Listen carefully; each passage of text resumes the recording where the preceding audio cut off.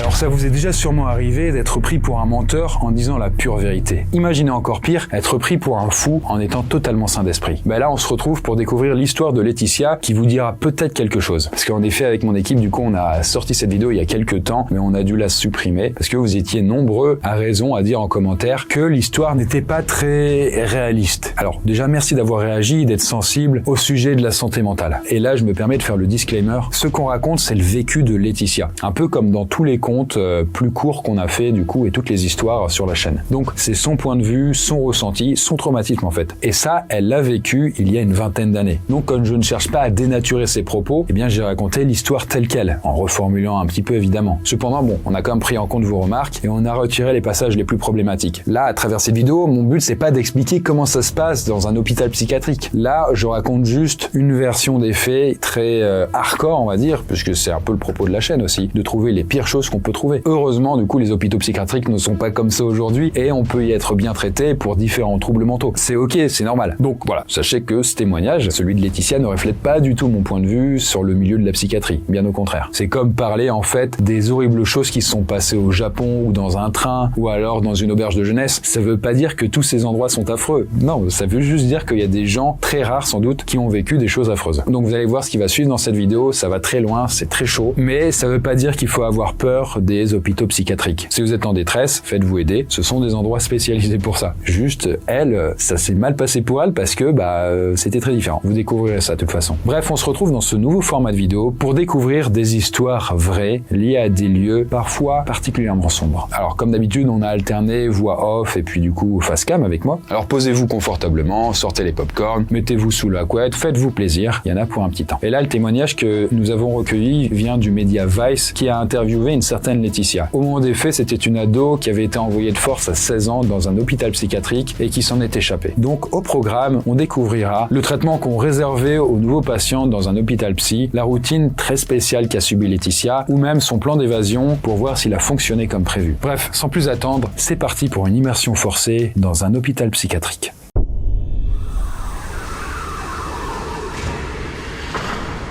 Alors l'histoire de Laetitia commence le 20 février 2005. En tout cas à l'époque, elle est élève en seconde et elle a donc 16 ans. Et je précise que tous les noms d'ailleurs ont été modifiés, même celui de Laetitia, car elle tenait à rester anonyme. D'ailleurs pour vous donner le contexte, Laetitia raconte que depuis toute petite, elle a des tendances dépressives. Alors au fil du temps, elle commence à faire des crises d'agoraphobie. L'agoraphobie en gros, c'est la peur de la foule. C'est vraiment handicapant et le simple fait d'aller dans les lieux publics, ça nous terrorise. Ça devient de plus en plus envahissant et ça n'arrange pas sa situation générale. Bon, clairement, c'est quand même un vrai handicap, car quand t'es agoraphobe, tu peux pas trop sortir dehors, aller dans les lieux publics. Quand il y a plus de 2 personnes, en gros, tu commences à être angoissé, enfin, c'est un peu l'enfer. Beaucoup d'agoraphobes sont parfaitement incapables d'aller faire leurs courses, par exemple. Alors, vous imaginez bien qu'avec ce trouble, le lycée, c'est un véritable cauchemar pour moi. Surtout qu'une crise d'agoraphobie, ça ne plaisante pas. Ça commence déjà avec la sensation d'étouffer, puis ça peut rapidement évoluer en nausée avec des tremblements de plus en plus violents, jusqu'à atteindre de plus grosses proportions comme la peur de mourir, littéralement. Et Laetitia, elle sait très bien d'où viennent tous ces troubles. Et là, bon, attention, je vous préviens quand même, c'est un sujet un petit peu sensible, parce que entre ses 4 et 8 ans, elle était régulièrement violée par les voisins de sa famille. On voit le contexte assez lourd de tout ça. Et de ça a émergé sa dépression, son agoraphobie, ce genre de choses. Donc ça a laissé des bonnes cicatrices assez profondes et encore béantes. D'ailleurs, tous les jours, elle a des souvenirs horribles qui popent et qui viennent la hanter. Et quand elle est arrivée au lycée, ça n'a fait qu'empirer les choses. À ce moment-là, Laetitia est en difficulté scolaire et elle se glisse petit à petit sur la mauvaise pente. Je fume régulièrement de l'herbe, je bois de l'alcool de façon démesurée et forcément, ça crée de grosses tensions avec mes parents.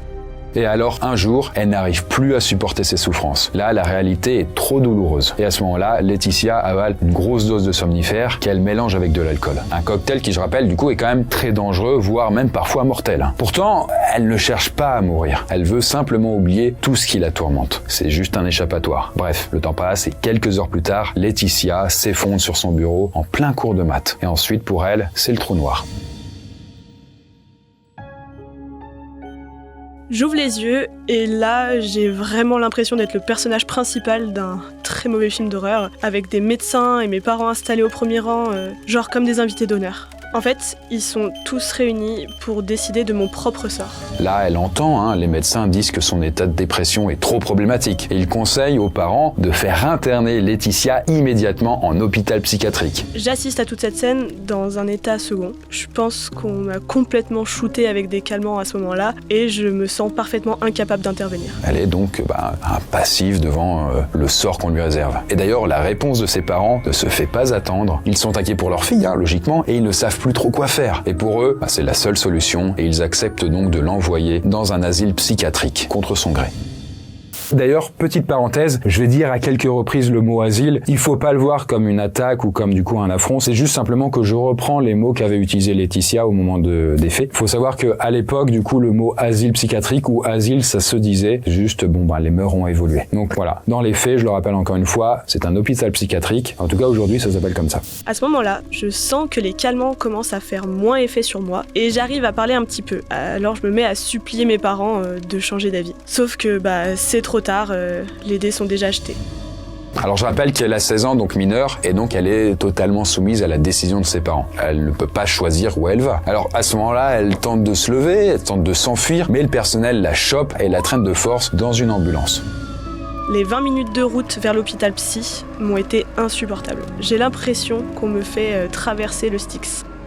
Le Styx, pour rappel, c'est le fleuve des enfers dans la mythologie grecque. D'ailleurs, il y a le Styx, il y en a plusieurs. Il y a aussi le Lété qu'on connaît parce que c'est le fleuve de l'oubli. Quand tu bois l'eau dedans, tu oublies ta life et tout. Une galère quoi. Bref, à ce moment-là, Laetitia ne pensait pas que sa vie pouvait être pire. Et pourtant, ce n'est que le début. Elle est encore loin de s'imaginer la suite. Alors, une fois arrivée, Laetitia subit une fouille super humiliante par le personnel hospitalier. En fait, le moindre de ses objets est vu comme un danger potentiel. On lui ordonne d'aller enfiler un genre de vieux pyjama bleu XXL et des chaussures en tissu, genre pire que les miennes. Regardez, moi ça c'est mes chaussures.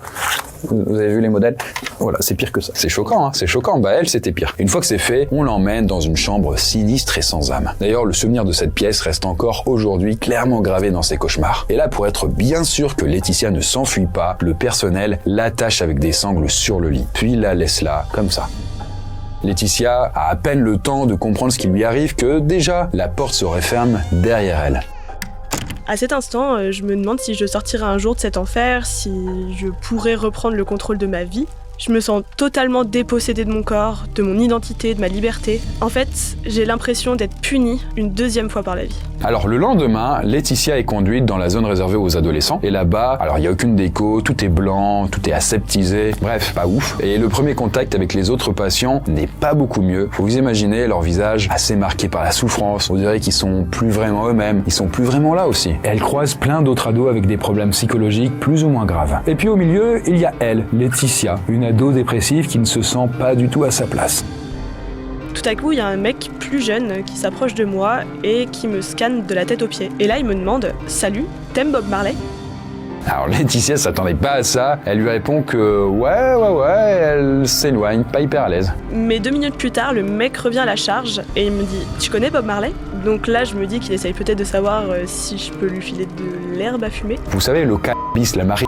On a fait une vidéo sur une autre chaîne qui a bien marché, voilà, je dis ça, je dis rien, voilà. Alors bon, elle se dit, mais ce garçon a un petit souci, soit il est bloqué dans une boucle mentale infinie, soit autre chose. En tout cas, elle essaye de l'esquiver. D'ailleurs, les 2 premières semaines qui passent, on lui interdit la visite et les coups de téléphone, et on lui impose quotidiennement des séances avec des médecins. Bref, une routine s'installe qui est probablement pire que ce que vous pouvez imaginer. En fait, c'est un peu comme débuter une aventure dans un jeu vidéo, mais en mode difficile. Tu n'as pas d'armes, pas d'armure, pas de potion de soin et aucun objet à toi, à part le vieux pyjama XXL bleu que je porte H24 et qui n'est lavé qu'une seule fois par semaine. Les journées dans l'hôpital psychiatrique sont interminables. C'est comme si le passé, le présent et le futur fusionnaient en une seule réalité. Et un véritable cauchemar sans avenir et sans fin se passe tous les jours. Là, Laetitia est vraiment seule avec son désespoir.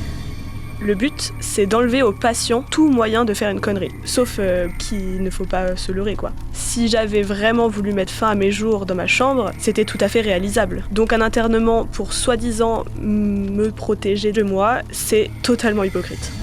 D'ailleurs, dans les couloirs et les salles, il y a un silence de mort. Et ce silence est juste interrompu de temps en temps par des cris ou des rires hystériques. Et quand même clairement flippants.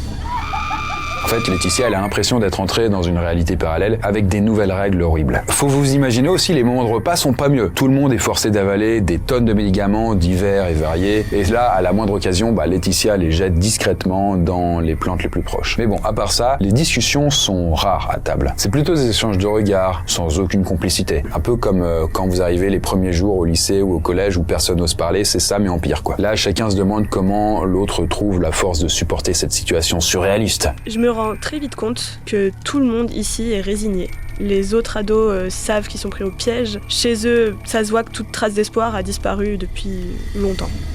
Les jours passent et Laetitia comprend que sa nouvelle vie ici est un combat constant, à la fois contre ses propres démons et contre son internement forcé. Alors elle se met à lire pour essayer de s'évader mentalement et pour retrouver un peu de liberté. Mais on n'a pas encore parlé d'un sacré morceau, les séances avec les médecins. Dans ces moments-là, je me sens tellement vulnérable. À chaque fois avant d'y aller, j'ai la trouille plusieurs heures à l'avance. Elle n'a rien à faire ici, qu'elle veut pas être soignée, et donc, à partir de là, les séances avec les médecins n'ont aucun sens. Ça ne sert à rien, ça fait perdre du temps, mais hélas, rien n'y fait, personne ne l'écoute, c'est comme parler à un mur. Et on lui impose des séances avec le Toubib tous les 2 jours. Et d'ailleurs, chaque rendez-vous l'enfonce encore plus dans les règles absurdes de cet asile. Là, faut vous imaginer que Laetitia enchaîne des visites oppressantes dans des cabinets de différents spécialistes. En plus, ces séances de 30 minutes sont absolument inutiles, parce que je refuse catégoriquement de répondre aux questions des médecins. Et ça, en vrai, de ne pas leur répondre, c'est la seule intimité, c'est le seul contrôle qu'elle peut garder encore sur sa vie, qui est contrôlée par tous ces gens. Pourtant, c'est quand même les médecins, faut le savoir, qui ont le pouvoir de la faire sortir d'ici. Du coup, on pourrait se dire que Laetitia devrait aller dans leur sens. Sauf que elle se rend compte que ça n'a aucune chance parce que leur approche est un peu, déshumanisante, quoi. Faut vous imaginer tout un tas de questions intrusives sur sa vie très très perso, très intime, et en même temps, quand elle leur répond, si elle ose leur répondre, elle se sent jugée, condamnée, sans rien pouvoir faire. Elle a l'impression qu'ils sont plus intéressés, ces Toubib pour lui coller un traitement médical que pour essayer de l'aider à guérir. Mais bon, heureusement au milieu de cet enfer, il lui reste une petite bouffée d'oxygène ou de nicotine, grâce au fumoir. Je me souviens de ces couloirs froids et aseptisés qui vont au fumoir. En gros, le fumoir, c'est une véritable cheminée du désespoir. Pour nous, c'est un lieu de refuge, et même carrément de bad trip général pour toutes ces pauvres âmes perdues. Tout le monde vient chercher le seul petit réconfort qu'on peut trouver ici. Et elle, Laetitia, elle s'accroche aux cigarettes un peu comme des bouées de sauvetage. Et chaque jour qu'elle réussit à tenir, c'est grâce à l'attente de savoir qu'elle va pouvoir aller dans celui-là, le fumoir. En fait, c'est un peu la seule chose qui lui permet de tenir. D'ailleurs, ces cigarettes, elles sont payées par ses parents. Et donc, s'il y a bien une raison pour laquelle elle peut les remercier, c'est peut-être les cigarettes. Alors, faut vous imaginer, les rencontres dans le fumoir sont assez furtives. Les autres patients ressemblent encore plus à des fantômes à travers la fumée. Voilà, c'est spectral. Et ils s'entassent tous là, en silence, sauf de temps en temps, quand 2 ou 3 mots sont échangés. Et d'ailleurs, c'est grâce à ce lieu que Laetitia fait une rencontre décisive, un certain Dimitri pour les intimes plutôt. Dimitri, c'est un gars qui est là depuis déjà pas mal de mois. Et détail important, sa chambre n'est pas très loin de la mienne. Au fil du temps, Dimitri devient vraiment la seule personne de confiance que j'ai dans cet hosto. Et vous allez voir que Laetitia ne va pas attendre pour lui demander un service. Alors chaque jour qui passe, c'est une épreuve pour Laetitia. Mais elle est sûre d'une chose, elle ne peut pas vivre dans cet asile pour toujours. Et du coup, elle est bien déterminée à partir d'ici coûte que coûte. Et pour ça, il n'y a pas beaucoup d'options. Alors Laetitia pourrait mettre fin à ses jours, mais clairement hors de question, même si elle est dans le mal, elle veut survivre. Et puis, elle peut pas non plus compter sur l'aide de ses parents, et encore moins sur les Toubib. Et donc, il ne reste qu'une seule solution, réussir à s'évader. Et cette idée lui vient très rapidement, et ça devient d'ailleurs au bout d'un moment une vraie obsession. Je passe mon temps à réfléchir à un plan d'évasion, parce que bien sûr, je peux pas m'enfuir en claquant des doigts. Déjà, j'ai besoin de mes vêtements à moi. Si je sors en pyjama bleu XXL dans la rue, je vais vraiment être cramé direct. C'est peut-être pas pour rien qu'on les habille comme ça. Mais bon, heureusement, selon la procédure, on est censé lui rendre ses vêtements après un certain temps. Alors, elle patiente, plusieurs jours, plusieurs semaines. Et pendant ce temps, Laetitia en profite pour observer les moindres détails et peaufiner son plan.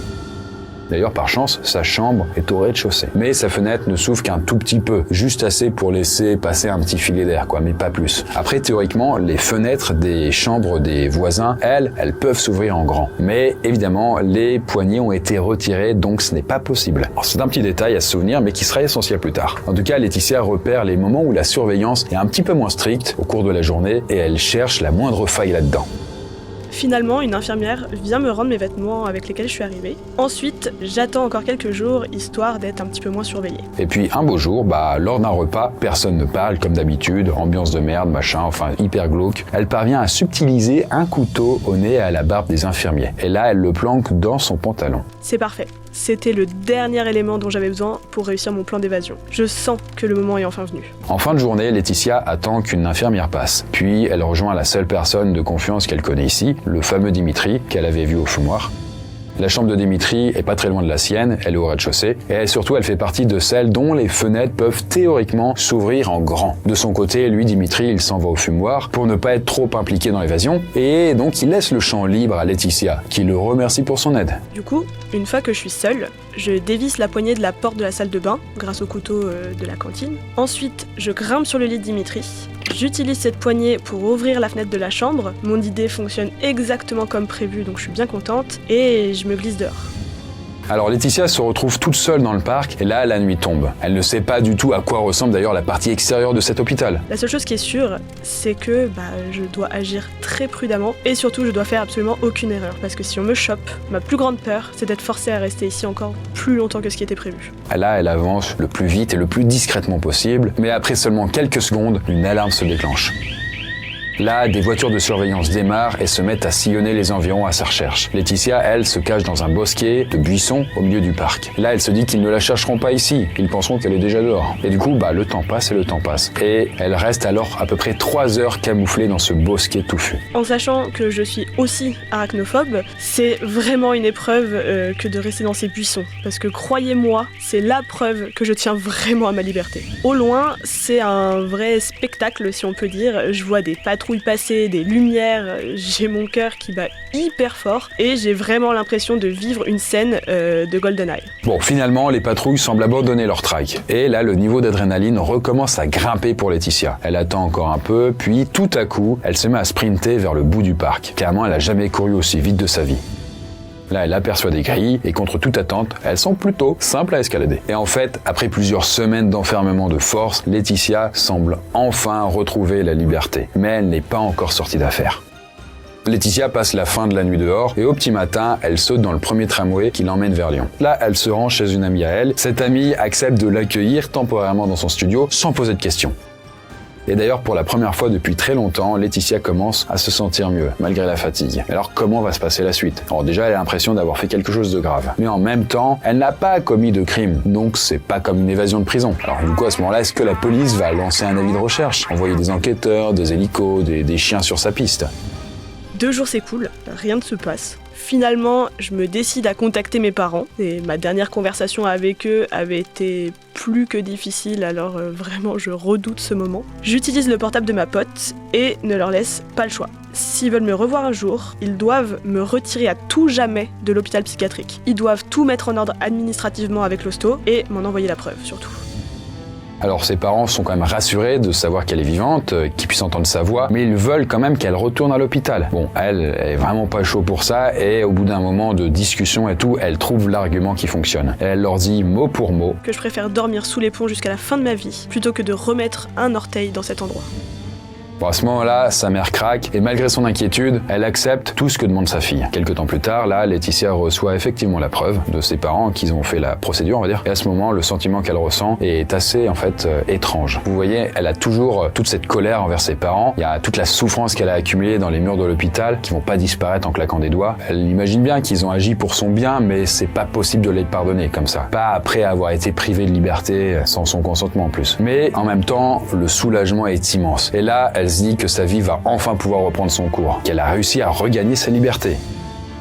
Alors, l'histoire avec l'hôpital psychiatrique et l'internement forcé s'arrête là, ce qui veut pas dire que tout est réglé pour autant. La vie de Laetitia continue, mais avec un traumatisme de plus à porter. Et d'ailleurs, 10 ans plus tard, au moment de son témoignage, elle donne son avis sur tout ça avec du recul. Ça fait donc à peu près 10 ans que cette histoire m'est arrivée et clairement, je suis convaincue que mon internement forcé n'a été absolument d'aucune utilité. Le seul effet que ça a eu, c'est de me mettre encore plus bactère, encore plus dans le mal. Et aussi d'attiser ma haine envers les hôpitaux psychiatriques, un système qui ressemble vraiment à la prison. Là-bas, je pense que n'importe qui pourrait véritablement devenir fou, même s'il entrait en pleine santé.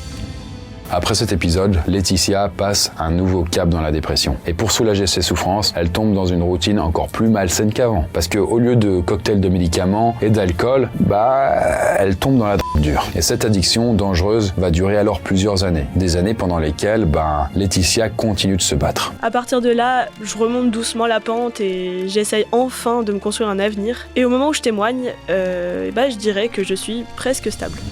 En tout cas, elle n'oubliera jamais son séjour en hôpital psychiatrique et l'horreur qu'elle y a vue. Tout comme, d'ailleurs, elle n'oubliera jamais à quel point sa liberté est précieuse. Et bien voilà pour ce nouveau format de vidéo. Dites-moi ce que vous en avez pensé. Est-ce que cette histoire beaucoup plus longue, plus posée, là où on va un peu dans une ambiance très particulière, ce que vous en avez pensé, si ça vous a plu? On a plein d'autres idées en fait qu'on aimerait pouvoir faire sur d'autres thématiques, des sectes et compagnie, j'en passe des meilleurs quoi. Faites-vous plaisir et nous on se retrouve pour une prochaine vidéo. Voilà, bonne nuit, amusez-vous bien, machallah, bisous, à la revoyure, j'arrête là.